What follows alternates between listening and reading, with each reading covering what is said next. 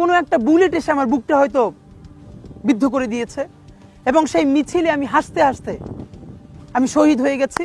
আমি তখন হাসতে হাসতে আল্লাহর কাছে ভীষণ সন্তুষ্টি নিয়ে পৌঁছতে চাই যে আমি একটা ন্যূনতম ওই জীবনটা লিড করতে পারলাম, যে আমি একটা ইনসাফের হাসি নিয়ে আমি আমার আল্লাহর কাছে পৌঁছতে চাই। হায়াত মৌতের মালিক আল্লাহ, ন্যূনতম সিকিউরিটি নিয়ে চলাও হলো সুন্নাহ।